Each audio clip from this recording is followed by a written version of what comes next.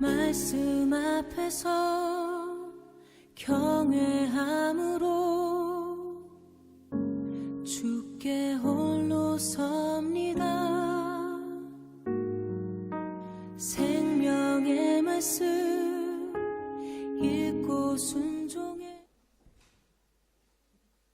지그문트 프로이트라는 사람 여러분 아실 거예요. 프로이트.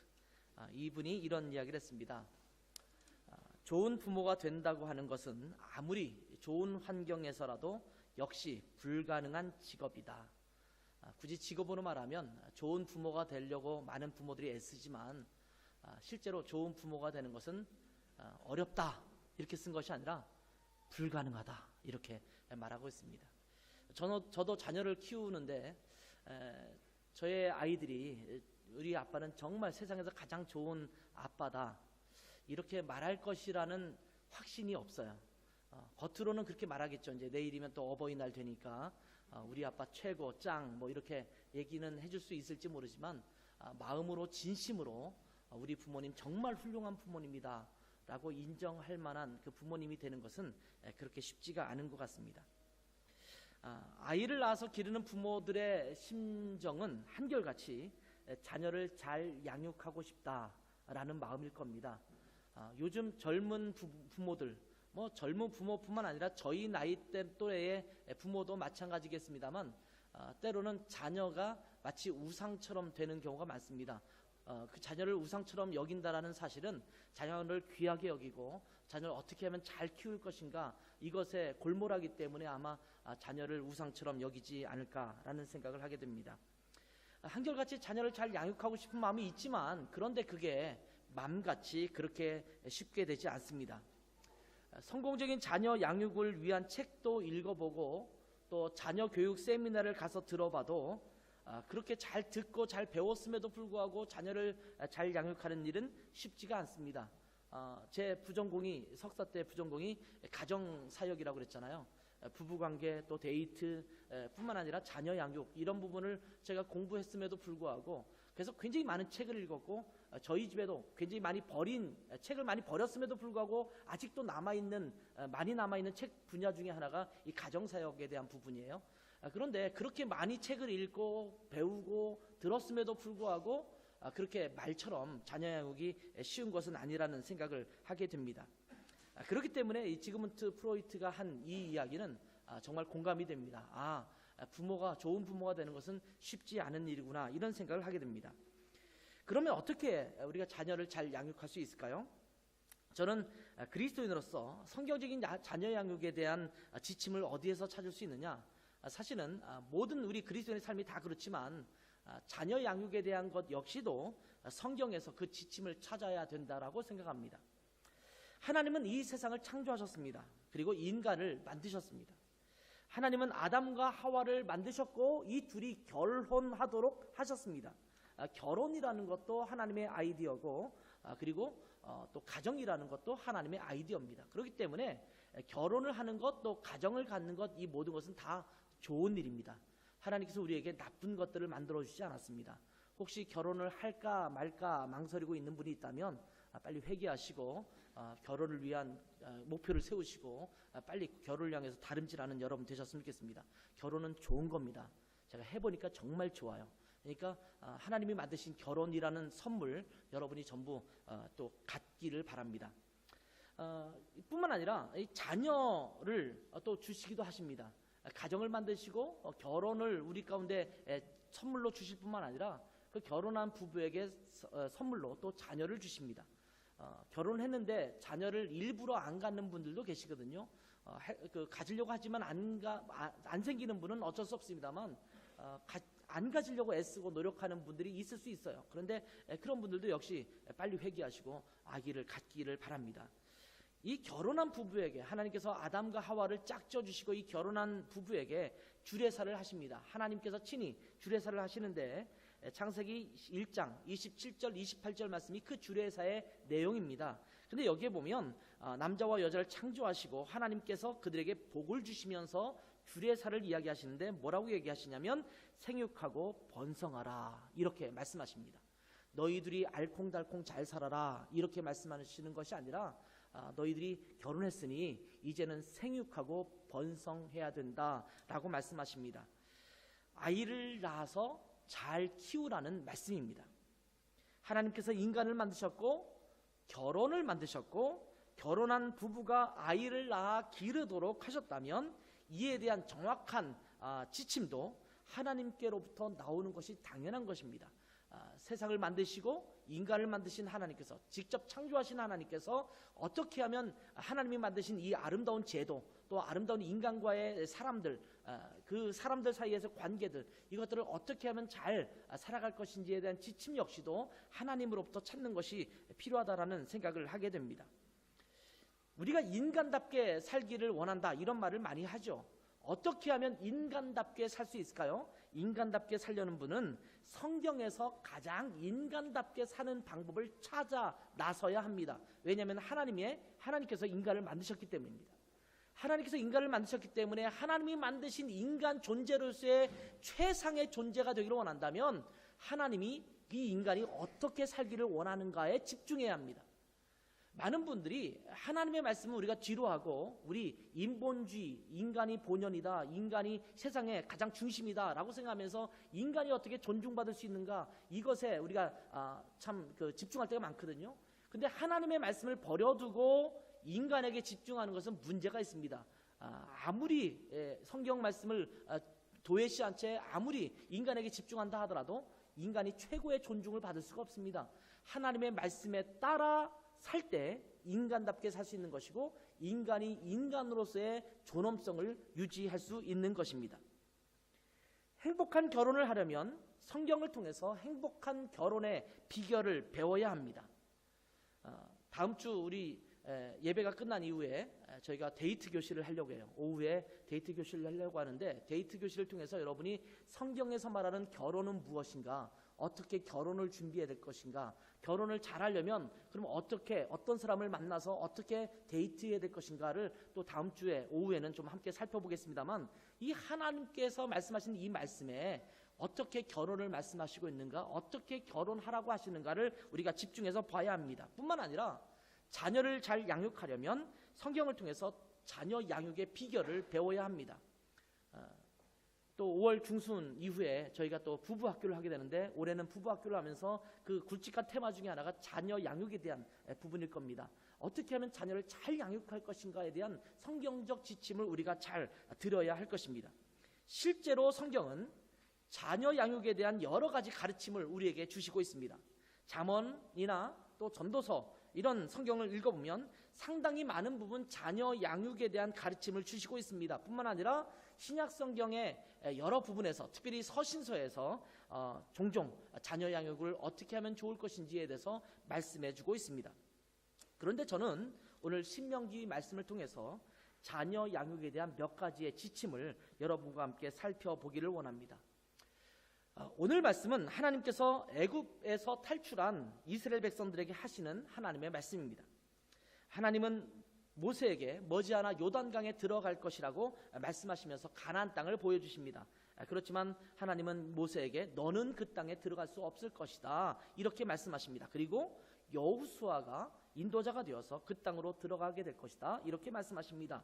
그러면서 모세가 직접 함께 가지 못하는 그 땅, 가나안 땅에서 살아가야 될 이스라엘 백성들이 가나안 땅에 들어가면 반드시 지켜야 할 규례들을 말씀하고 있습니다. 이것이 율법이고 또 십계명이고 그런 내용을 말씀하시지 않습니까? 그런데 이 말씀의 서두에서 여러 가지의 계명들, 어떻게 하면 인간답게 하나님의 백성답게 살 것인가를 말씀하시고 있는 그 말씀의 바로 서두에서, 앞부분에서 하나님의 말씀과 명령을 지켜 행하라 라는 말씀으로 이 말씀을 시작하고 있습니다. 늘 하나님과 함께 동행해야 된다라고 하는 말씀을 또한 주시면서 이 말씀을 주시고 있습니다. 언제나 하나님을 떠나지 말고 하나님과 함께 하라고 말씀하시고 있는 겁니다. 그런 말씀 중에서 오늘 본문인 10절의 말씀이 선포되고 있습니다. 내가 호렙산에서 내 하나님 여호와 앞에 섰던 날에 여호와께서 내게 이르시기를 나에게 백성을 모으라. 내가 그들에게 내 말을 들려주어 그들이 세상에 사는 날 동안 나를 경외함을 배우게 하며 그 자녀에게 가르치게 하리라 하시매. 이 말씀을 통해서 이스라엘 백성들을 인도할 모세를 통해서 말씀하시고 있는 겁니다. 자녀를 양육하는 데 있어서 무엇을 어떻게 가르쳐야 하는지 우리가 많은 고민들을 하게 됩니다. 그런데 오늘 본문에서는 몇 가지의 중요한 것들을 우리에게 말씀해 주고 있습니다. 여러 가지 가정교육 또 자녀교육에 대한 지침을 세부적으로 말씀드릴 수 있겠지만 어쩌면 오늘 주어진 이 말씀은 가장 중심이 되는 그 말씀이 아닐까라는 생각을 하게 됩니다. 그 첫 번째가 뭐냐면 하나님을 경외하는 것을 가르치라는 것입니다. 하나님을 경외하는 것, 이것을 가르치는 것이 무엇보다도 중요하다는 사실을 이야기하고 있는 겁니다. 오늘 말씀을 보면 그 자녀에게 가르치라라고 말씀하시면서 나를 경외함을 배우게 하며 이렇게 말씀하고 있습니다. 하나님께서 여러 가지 율법을 주시면서 이 율법을 잘 지켜 행하라. 너희가 이 말씀대로 행하고 하지 말라는 것을 하지 말고 또 하라는 것을 하면서 살아라. 이렇게 하는 세세한 율법의 세목을 잘 지켜 행하라. 이런 말씀을 하기 전에 그들에게 먼저 하시는 말씀이 뭐냐면 하나님을 경외하는 것을 가르쳐라. 이렇게 말씀하고 있는 겁니다. 우리는 자녀를 가르칠 때 걷는 것을 처음에 가르치기 시작하죠. 걸음마를 배우기 시작할 때 걷는 법을 가르치고 말하는 것을 가르치고 또 나이가 조금 더 들면 서로 협동하는 것을 가르칩니다. 새로운 지식이나 기술을 습득하는 것, 또 도덕 같은 것들을 가르치려고 합니다. 이 모든 것들은 인간들이 살아가면서 굉장히 중요한 요소들 중에 하나입니다. 그러나 그 무엇보다도 중요한 것은 하나님을 경외하는 것을 가르치는 것입니다. 이 아이들이 하나님을 경외하는 법을 제대로 배운다면 사실은 걷는 것, 또 새로운 지식이나 기술을 습득하는 것, 사회성이 확장되는 것, 그리고 여러 가지 도덕 윤리대로 살아가려고 하는 것, 이런 모든 것을 가르치는 것보다 더 뛰어난 하나님의 능력을 그들의 삶 가운데 경험하게 될 줄 믿습니다. 그렇다면 어떻게 하면 하나님을 경외하도록 가르칠 수 있을까요? 그 첫 번째는 어릴 때부터 예배하는 습관을 가르치기를 바랍니다. 아기가 내 뱃속에서 태어났을 그 당시부터 여러분은 아이를 향해서 예배하는 법을 가르쳐야 합니다. 아니, 어쩌면 더 앞서서 그 아기가 이 뱃속에 있을 때부터 예배하는 법을 가르쳐야 합니다. 뱃속에 있다고 해서 무시하지 않으시길 바랍니다. 요즘은 그렇게 무시하는 사람은 없을 거예요. 아기를 임신하자마자 태아 교육을 한다고 해서 좋은 음악을 들려주기도 하고 또 마음가짐을 같이 잘 하려고 하기도 하고 몸가짐도 정갈하게 하려고 애쓰고 노력하지 않습니까? 그런 것들은 잘 하고 있음에도 불구하고 우리는 늘 소홀히 하기 쉬운 것이 있습니다. 그게 뭐냐면 내 아이가 뱃속에 있을 때부터 예배하는 것을 가르치는 겁니다. 어떻게 하면 잘 예배하는 것을 가르칠 수 있는가? 그 아이를 가지고 있는 엄마가 제대로 예배할 때 이 뱃속에 있는 아기는 예배를 배우게 됩니다. 아기가 태어나면 우리가 아이가 어리다고 해서 어른들이 예배할 때 아기를 그냥 제쳐놓는 경우가 좀 많습니다. 아기는 예배를 드릴 수 없다고 생각하기 때문에 그러는 겁니다. 여러분, 아기가 어리다고 생각하지 마십시오. 아기가 태어날 때부터 하나님 앞에 예배하는 법을 배워야 합니다. 할 수 있다면 정신없는 그 상황에서도 아기가 딱 태어나는 그 순간 찬양을 들려주면 얼마나 좋을까요? 아빠가 옆에서 수고했어, 걱정했네, 잘 태어났네, 이것으로 끝나지 말고 아기가 태어남과 동시에 하나님을 찬양하고 예배하면 얼마나 좋을까요? 우리는 그렇게 못했어요. 못한 수밖에 없는 게 아기가 태어날 때 아빠는 그 옆에 있지 말라고 했기 때문에, 못 있게 했기 때문에 저희는 그렇게 할 수도 없었거니와 아기가 데려오면서 우리 하나님 앞에 예배하고 또 하나님 앞에 찬양하고 경배했죠. 근데 아기가 내가 함께 예배할 수 있는 시간이 생기는 그 순간부터 예배를 시작해야 합니다. 아기가 유모차에 타오고 엄마의 품에 안겨서 교회에 올 때부터 예배를 가르쳐야 합니다. 독일의 교육학자 중에 한 사람인 프레벨, 여러분 아십니까? 프레벨이라는 사람은 한국에서도 뭐 프레벨 교육원 뭐 이런 것들이 있기 때문에 아마 이름이 많이 알려져 있는 사람입니다. 킨더가르텐이라는 말을 유치원으로 우리가 쓰지 않습니까? 이 킨더가르텐이라는 말을 처음 만들어낸 사람이 프레벨이라는 사람입니다. 이 프레벨은 이렇게 이야기했습니다. 아이가 너무 어리기 때문에 가르칠 수 없다고 생각하지 마라. 그 어린 가슴은 그대가 말할 수 없는 진리에 도달하고 진리를 잡아당길 자석과 같은 것이다. 이렇게 말하고 있습니다. 진리를 마치 끌어당길 만한 자석과 같은 존재다. 이렇게 이야기하는 겁니다. 마치 무의식 중에 있는 것 같지만 아이들은 그때부터 이미 많은 것들을 배우고 있다라는 사실입니다. 아이가 아직 어리니까 예배 시간에 태도가 좀 산만하더라도 어쩔 수 없다라고 생각하지 말라는 겁니다. 어린아이일수록 그 아이가 예배하는 법을 가르칠 수 있도록 여러분이 주변에서 계속적으로 그 아이를 케어하고 돌봐줘야 합니다. 그렇기 때문에 아이가 예배할 수 있도록 잘 다독거려 주는 것이 필요합니다. 여러분, 아이들은 분명히 산만할 수밖에 없습니다. 예배 시간에 아이가 산만한 것은 당연한 것입니다. 그러니 여러분, 부모가 아닌 여러분들은 어떤 다른 아이, 내 이웃의 아이, 우리 성도의 아이가 시끄럽게 떠든다고 해서 산만하게 움직인다고 해서 여러분 그것 때문에 눈살 찌푸리지 마세요. 왜냐하면 그렇게 하지 않는 게 이상한 아이예요. 어린아이는 산만하고 떠들고 그럴 수밖에 없는 그런 태도를 갖고 있습니다. 그 아이에게 잘못이 없습니다. 그러나 그렇다라고 해서 그대로 방치하거나 아이들이 예배를 제대로 드리지 않고 있음에도 불구하고 그냥 아이들이 하는 그대로 내버려 두는 것은 마땅치 않습니다. 어린아이가 산만하고 긴 시간 집중하지 못하는 것은 당연한 일이지만 부모는 예배 시간에 하나님 앞에 어떻게 예배하는 것이 바른 자세인지를 끊임없이 가르쳐야 합니다. 그렇게 한다고 해서 아이들의 산만함이 사라지지는 않습니다. 아이들이 쉽게 그 산만함을 고치지 못할 것입니다. 그러나 자기는 떠들고 있음에도 불구하고, 자기는 돌아다니고 있음에도 불구하고, 자기는 시끄럽게 하고 있음에도 불구하고 하나님께 예배하는 것이 얼마나 중요한 것인가, 또 하나님 앞에는 어떠한 태도로 예배해야 되는 것인가를 이미 배우고 있습니다. 이 아이가 떠든다고 해서, 돌아다닌다고 해서 예배를 배우지 못하는 것이 아닙니다. 부모가 그것을 주의시키고 잘 다독거리고 이렇게 하는 것을 통해서 아이는 저절로 예배를 배우고 있는 것입니다. 뿐만 아니라 아이에게 예배를 가르칠 뿐만 아니라 기도하는 것을 가르쳐야 합니다. 부모와 함께 기도할 수 있습니다. 갓난아이도 엄마나 아빠가 기도하는 것을 들을 수 있습니다. 뱃속에 있는 아기가 내가 엄마가 밥을 먹을 때도 얘야 우리 함께 기도하자, 내가 밥을 먹을 거야, 이 내가 맛있는 것을 먹고 영양분을 가지면 너도 맛있는 영양분을 잘 섭취하렴 하면서 하나님 앞에 함께 기도할 수 있습니다. 밥을 먹으면서 어린아이가 있더라도 어린아이를 버려두고 기도하지 말고 그 아이와 함께, 이 아이가 산만하든 산만하지 않든 관계없이 이 아이와 함께 기도하는 여러분 부모님 되시기 바랍니다. 잠들기 전에 기도해 주시면 좋겠습니다. 저는 아이들이 어렸을 때 늘 기도를 해줬습니다. 두 아이의 머리에 손을 얹고 늘 잠자기 전에 기도했습니다. 그래서 아이들이 마치 내가 기도해 주지 않으면 잠을 못 잘 것처럼 생각되는지, 손님이 오거나 그래서 좀 늦어지면 아이들이 잠자기 전에 늘 우리를 호출했어요. 아빠 빨리 와주세요. 우리 자야 돼요. 기도해 주세요. 기도해야지만 자야 될 것이라고 생각했었습니다. 그렇기 때문에 아이들은 늘 잠자기 전에 제가 두 손을 얹어서 두 아이에게 일일이 기도해 주었습니다. 이런 기도를 통해서 기도를 배워갈 수 있는 겁니다. 식사할 때, 젖 먹일 때 기도하시기 바랍니다. 혹시 여러분 부모님들 아기를 젖을 먹일 때 기도하고 아이 젖 먹입니까? 배고프다고 울면 그냥 젖부터 물리지 말고, 젖병부터 물리지 말고, 얘야 좀 배고프지? 네가 울고 칭얼대긴 하지만 좀 먼저 기도하자, 하나님 아버지. 그러면서 짧게 기도하시면 좋겠습니다.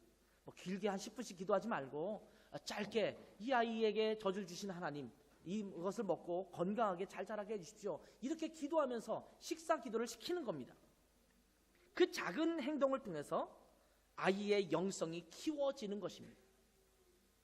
뿐만 아니라 하나님의 말씀을 또한 가르쳐야 합니다. 어린 시절부터 아이들에게 말씀을 가르쳐 주시고 읽어 주시면 좋겠습니다.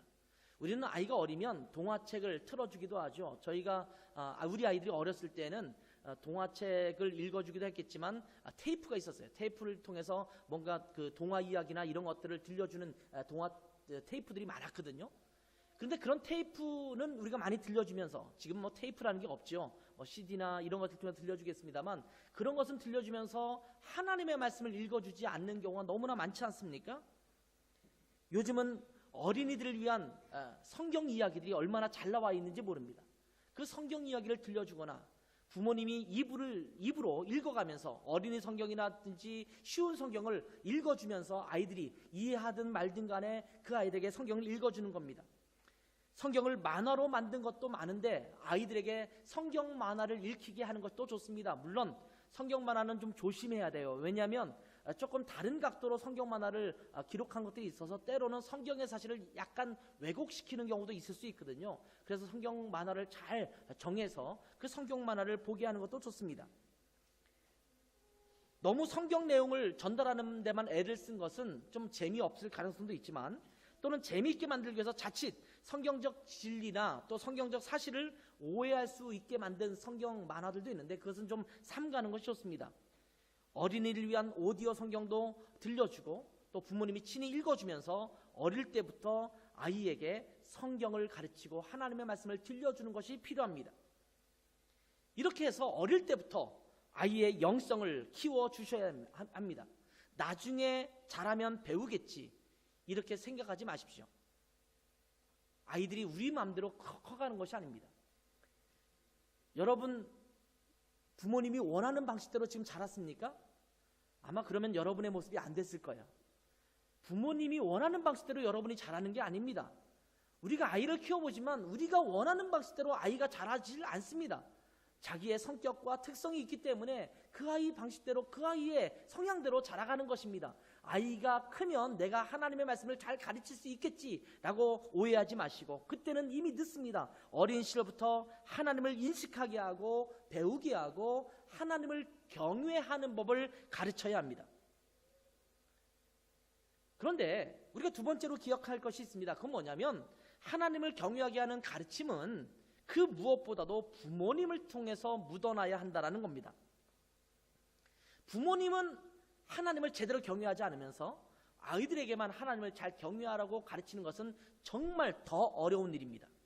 슈밥이라는 사람은 부모의 습관보다 더 좋은 어린이 교육은 없다라고 이야기했습니다.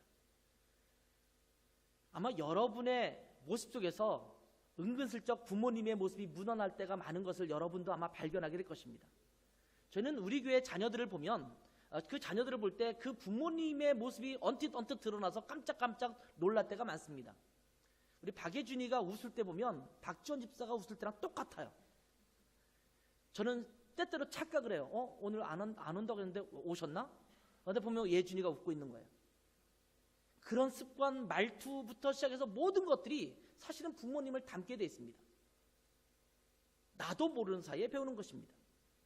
스펜서는 이렇게 이야기합니다. 자녀는 부모를 비추는 거울이다.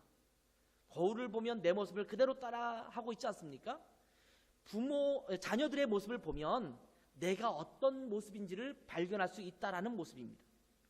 자녀는 부모를 반영한다라는 말입니다. 옛말에 욕하면서 배운다라는 속담이 있습니다.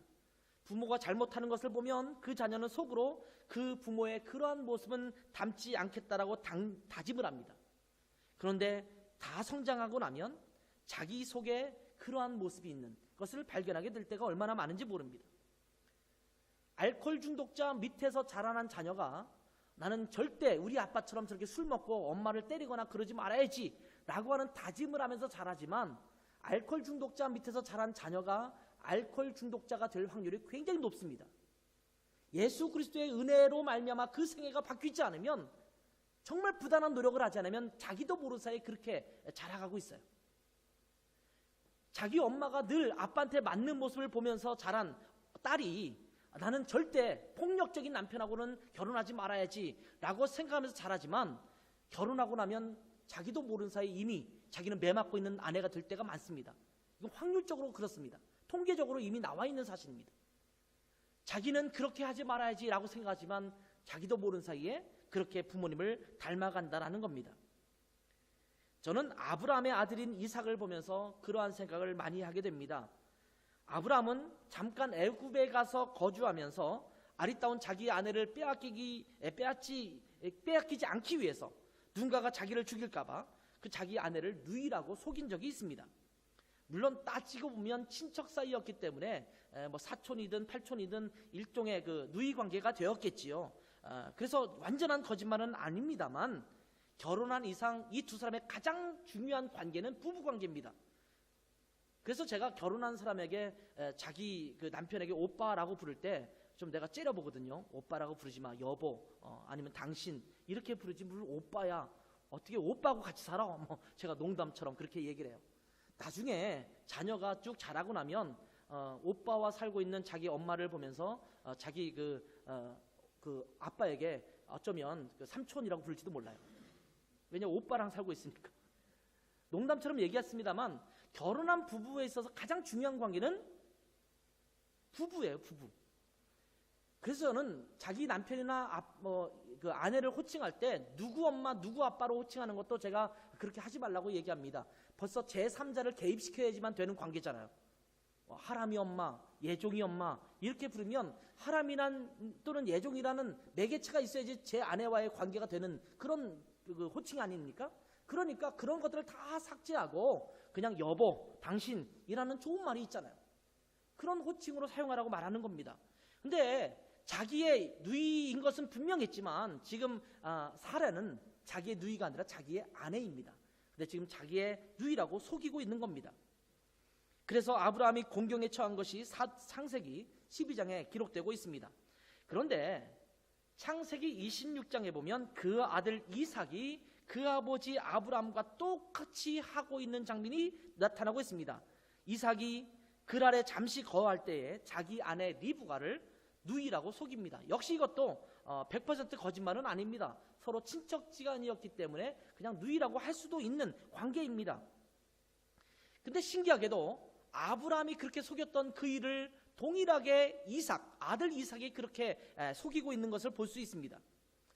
여러분, 그러면 이삭이 아브라함이 그렇게 자기 엄마를 속이는 것을 보았는가? 사실 그때는 이삭은 태어나지도 않았던 때입니다. 그것을 본 적도 없습니다. 그런데 꼭 그대로 흉내내듯이 아들 이삭이 그렇게 행동을 하는 것이 성경에 드러나고 있습니다. 부모의 행동과 삶이 자녀에게 미치는 영향이 얼마나 큰지가 나타나고 있는 그런 장면입니다. 부모가 경건하지 않게 살고 있으면서 자녀가 경건하게 될 것이라고 생각하지 마시기 바랍니다. 부모가 하나님을 의지하지 않으면서 내 자녀는 하나님을 의지하며 살면 좋겠다라고 생각하지 않기를 바랍니다. 자녀는 그 부모의 거울입니다. 부모의 영성의 크기가 자녀의 영성을 좌우할 수 있다는 사실을 여러분 기억하시기 바랍니다. 요즘 젊은 부부들을 제가 보면서 때로는 안타까울 때가 많습니다. 젊은 부부라는 말은 조금 잘못된 말이고요. 한 40대 정도 되는 40대 전후가 되고 있는 부부들입니다.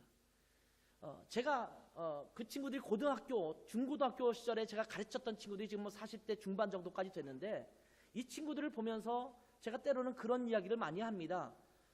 이 아이들이 아니죠. 이 친구들이 정말 중고등학교 시절에 또 청년 시절에 열심히 주님을 섬기고 봉사했던 친구들입니다. 그런데 지금은 나이가 40대 중반이 돼서 신앙생활 하는 거 보면 교회 예배 잠깐 나가는 것 외에는 그렇게 많이 신앙생활에 집중하지 못할 때가 많은 것을 봅니다. 직장 때문에 바쁘기도 하고요. 여러 가지 어떤 사회적인 일 때문에 바빠서 신앙생활을 제대로 하지 못할 때가 많습니다. 그러다 보니까 그의 자녀들조차도 교회학교를 가거나 또 교회학교에서 성경을 배우거나 이런 것들을 제대로 하지 못하고 엄마 아빠 따라서 어른 예배 잠깐 드리고 그냥 집으로 돌아갈 때가 많습니다. 열심히 신앙생활했던 그 친구들도 나이가 들면서 신앙이 희미해지는데 어린 시절부터 이제 부모님이 열심히 아니기 때문에 교회에 잠깐 몸 잠깐 담았다 나오는 것 정도로 신앙생활했던 그 아이들이 신앙이 얼마나 잘할 수 있겠어요? 아마 그 아이들은 점점 그 신앙이 희미해져 가게 될 것이고 그 아이의 또 그 자녀들은 이제는 신앙을 갖지 못하는 세대가 찾아올지도 모르겠습니다. 그렇기 때문에 부모님의 신앙이 엄청나야지만 그 신앙에 따라서 내 자녀들도 어느 정도 신앙이 양육될 수 있는 겁니다. 물론 하나님께서 은혜를 주시면 부모님이 신앙을 갖고 있지 않았음에도 불구하고 내가 신앙이 좋아지고 내 신앙이 견고해질 수 있는 경우도 있겠습니다만 자녀 교육의 문제로 본다면 부모님이 신앙이 견고해야지만 여러분의 자녀들도 신앙이 견고하게 자랄 수 있다는 것을 여러분이 기억해야 합니다. 유명한 복음 전도자였던 빌리 그레이엄 목사님은 어떻게 하면 청소년 자녀를 잘 가르칠 수 있을까에 대한 깊은 관심을 가지고 연구하던 중에 다름과 같은 6가지의 결론을 내렸다고 합니다. 그 첫 번째는 뭐냐면 아이들과 함께 시간을 같이 가지는 것입니다.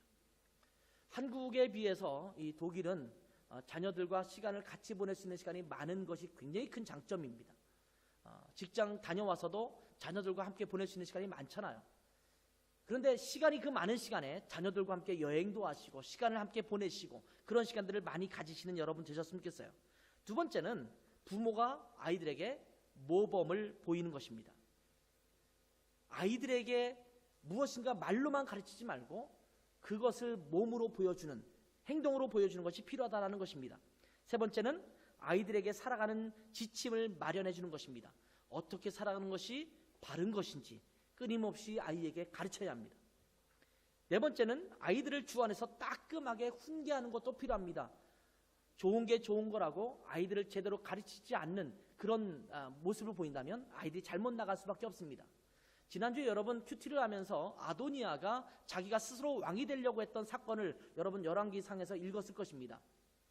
근데 열왕기상에서 아도니아가 그렇게 행동을 하기 전에 그 아도니아를 소개할 때 이렇게 소개하는 장면이 나옵니다. 다윗이 그 아버지가 그 아이에게 잘못됐을 때 잘못됐다고 훈계하지 않았던, 그 아이가 하는 그대로 내버려 두었던 그런 내용들이 기록되고 있는 것을 볼 수가 있습니다. 다윗이 자녀 교육을 잘못한 것이죠. 잘못할 때는 따끔하게 야단을 치고 바르게 갈 수 있도록 그렇게 가르쳐야 합니다. 다섯 번째는 아이들에게 하나님에 대한 신앙을 가르치는 것입니다.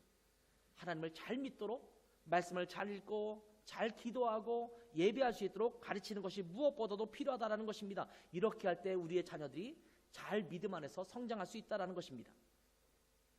마지막으로 우리가 살펴볼 것은 하나님을 경외하는 것은, 그리고 하나님을 경외하는 것을 우리가 계속적으로 배우는 것은 잠깐 동안 배우는 것이 아니라 평생 교육을 통해서 배워야 한다는 사실입니다. 오늘 본문에 보면 하나님을 경외하는 것을 배우기를 그들이 세상에 사는 날 동안 가르쳐라 이렇게 말씀하고 있습니다. 그들이 세상에 사는 날 동안, 얼마 동안 하나님을 경외하는 것을 배워야 한다라고 말씀하고 있습니까? 평생 동안 배워야 한다고 말씀하고 있습니다. 요즘은 평생교육이라는 용어가 생겨날 정도로 일생 동안 교육을 받아야 한다는 것을 강조하는 그런 시대를 살고 있습니다. 아직도 많은 사람들이 학교를 졸업하면 더 이상 배우지 않아도 된다라고 생각하는 사람들이 많습니다. 그런데 요즘의 시대는 내가 아무리 전문가이다 하더라도 내가 졸업한 이후에 끊임없이 평생교육을 통해서, 계속 교육을 통해서 내가 그 분야에 끊임없이 훈련을 받아야 되고 새로운 사실들을 배워나가야 된다라고 강조하는 그런 시대를 우리는 살아가고 있습니다. 교회에서도 마찬가지입니다. 교회학교를 통해서 성경을 가르치는데 중고등부를 마치면 더 이상 교회학교에 가지 않으려고 합니다.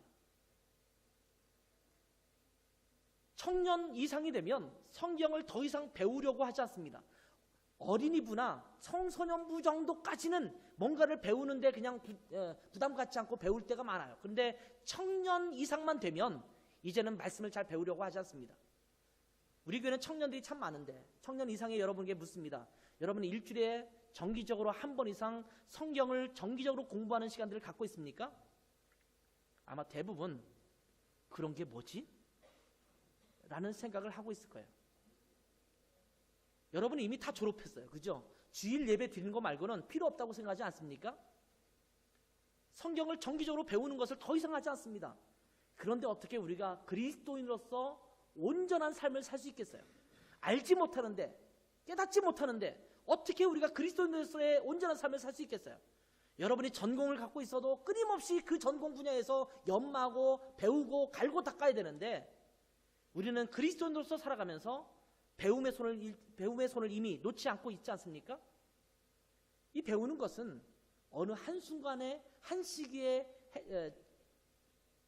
국한된 것이 아니라 끊임없이 평생 배워야 하는 것입니다. 미국의 대부분의 교회에서는 교회학교가 유아부부터 시작해서 노년부까지 다 있습니다. 교회학교에서는 성경 본문을 중심으로 해서 성경을 가르치는 그런 기관입니다. 그래서 어린아이부터 노년에 이르기까지 교회에 와서 매주 한 번 이상 성경 공부를 하면서 성경 본문 자체를 공부하면서 그들이 평생 하나님의 말씀을 배워가고 있다는 겁니다. 교회에서도 장로가 되거나 집사가 되면 더 이상 배우려고 하지 않는다라는 안타까운 모습이 한국 교회에 너무나 팽배합니다. 배우려고 하지는 않고 교회에서 중요한 의사결정에는 꼭 참석해서 결정권을 가지려고 합니다. 배우지 않으면서 의사결정에 참석하게 되면 하나님의 뜻과 관계없는, 상관없는 결정으로 치달을 수 있다는 것을 생각해 보면 한국교회가 어떻게 갈 것인가에 대한 아찔한 마음이 듭니다. 성경을 제대로 알지 못하는데, 성경에서 어떻게 우리가 교회 생활을 해야 되고 신앙생활을 해야 되며 교회가 이루어져야 되는지에 대해서 전혀 알지 못하고 배우지 않고 있는데 중요한 의사결정만 그들이 다 갖고 있다면 어떤 상황이 될까요? 아마 성경의 말씀대로 가지 않고 인간의 생각대로 그 교회가 움직이고 나가게 될 것입니다. 그러니 목사가 되었어도, 전도사가 되었어도, 우리가 장로나 권사나 집사가 되었어도 끊임없이 배워야 합니다. 제가 여러분한테 권고하기는 최소한 일주일에 한 번 이상, 한두 시간 이상 정기적으로 성경을 배우는 시간이 여러분 가운데 있기를 바랍니다. 아마 이제 조만간에 청년부가 결성될 텐데, 청년부는 교제하는 모임으로 만들려고 하는 것이 아닙니다. 성경을 배우는 모임입니다. 성경을 공부하는 모임입니다. 이런 모임을 통해서 일주일에 한 번은 최소한 성경을 집중적으로 배울 수 있는 여러분 되시길 바랍니다. 아까도 말했지만 요즘은 평생교육, 계속교육, 연장교육이라는 말이 강조되고 있는 그런 시대입니다. 일반 직장에서도 연장교육을 강조합니다. 그래서 계속 배우지 않으면 도태되고 맙니다. 저도 교회도 그렇게 되었으면 좋겠다라는 생각이 듭니다. 배우지 않는 자들은 교회의 지도자에서 도태되어야 한다고 생각합니다. 때로는 집사를 임명하면서 최소한 집사들은, 또 우리 지기들은, 부리지기들은 이런 훈련들은 받았으면 좋겠다라고 얘기할 때 어떤 분들은 불평을 얘기해요. 뭘 그런 걸 뭐 조건적으로 그렇게 걸고 있느냐, 그냥 주면 되지. 아니요, 교회의 지도자는 배워야 합니다. 배운 사람이 지도자가 되어야 합니다. 끊임없이 배워야 합니다. 그럴 때 교회 공동체가 건강해질 수 있습니다.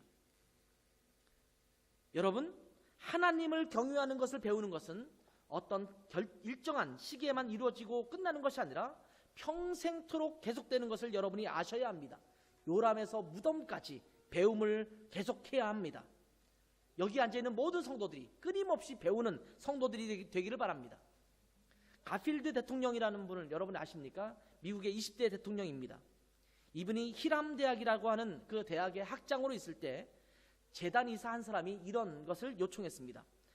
내 아들이 이 대학에서 공부하고 있는데 내가 늘 느끼는 것은 이 대학이 너무나 공부를 심하게 시키고 또 공부하는 기간이 너무나 긴 것 같습니다. 이 교과 과정을 좀 단축시킬 마음이 있습니까? 이런 질문을 했다고 합니다. 그때 가필드가 이런 대답을 했다고 합니다. 하나님께서 느티나무를 만드시려고 하실 때는 100년이 걸립니다. 호박을 만드시려고 할 때는 2개월이 걸립니다. 가정교육이나 학교교육이나 무엇을 만들려고 하는 데에 따라서 연한이 결정됩니다. 이렇게 대답했다고 해요. 여러분이 잠깐 배우고 뭔가를 습득할 수 있겠죠. 그러나 그것은 위대한 삶이 되지 못할 겁니다. 끊임없이 배우는 자가 마치 느티나무가 되어서 든든하게 버팀목이 되는 것처럼 끊임없이 배우는 것을 통해서 여러분이 하나님의 굵직한 사람이 될 것이라고 믿습니다.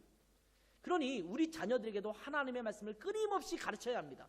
어린 시절뿐만 아니라 여러분의 자녀가 어린이가 되고 청소년이 되고 청년이 되고 결혼할 시기가 되었어도 하나님의 말씀으로 끊임없이 가르칠 수 있는 여러분의 자녀 양육이 되시길 바랍니다. 우리에게 주신 자녀는 귀한 하나님의 선물입니다.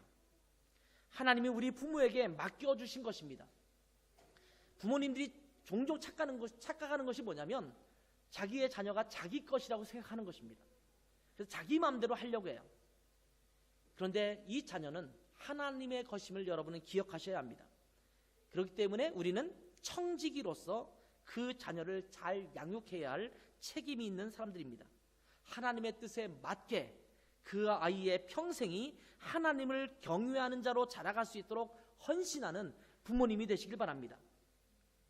또 여기에는 미혼 남녀들이 많이 있는데 나중에 결혼하면 자녀를 가질 생각을 세울 때부터 이러한 자녀 교육에 대한 분명한 방향을 가지고 자녀를 양육하시는 여러분 되시기 바랍니다.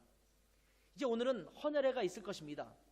헌혈회는 하나님 앞에 이 아이의 인생을 드리고 맡깁니다. 이런 고백을 드리는 부모의 고백입니다. 아이가 스스로 나를 하나님 앞에 드려요 이렇게 고백하는 것이 아닙니다. 그 아이가 성년이 되면 이제 인식할 나이가 되면 하나님을 깊이 알아갈 나이가 되면 스스로 그렇게 헌신할 때가 올 것입니다. 그런데 이제 우리가 드리는 헌날에는 이 자녀를 하나님께서 나에게 맡겨주셨는데 하나님의 뜻에 합당하게 하나님의 의도대로 하나님의 계획에 맞게 성경의 지침에 따라서 이 아이를 잘 양육하기를 원합니다. 그런 의미로 하나님 앞에 이 자녀의 인생을 맡기고 드립니다. 하나님께서 책임져 주시고 하나님께서 가장 좋은 모습으로 키워주시기를 원합니다. 저는 그 하나님의 뜻에 따라 그렇게 이 아이를 키우겠습니다. 이런 고백의 결단을 하는 시간이 헌날의 시간입니다. 이 시간을 통해서 우리 자녀가 하나님의 말씀을 끊임없이 배우고 하나님을 경외하는 것을 끊임없이 배울 수 있는 놀라운 축복과 은혜가 가정 가운데 이루어지는 축복이 임하기를 주님의 이름으로 축원합니다. 함께 기도하겠습니다.